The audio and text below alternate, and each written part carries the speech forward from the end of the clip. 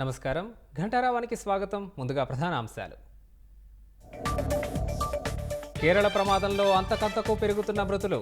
కొండచర్యల శిథిలాల కింద 63 మృతదేహాల గుర్తింపు.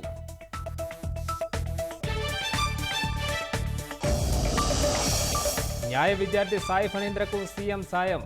వైద్య చికిత్స కోసం 10 లక్షలు అందజేత.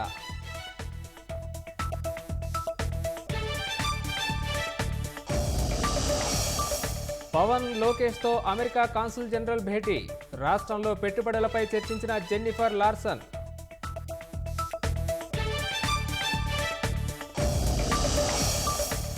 అనంతపురంలో ప్రజా దర్బార్ నిర్వహించిన పయ్యావుల కేశవ్. వైసీపీ బాధితులంతా ఫిర్యాదులతో తరలి వస్తున్నారన్న మంత్రి.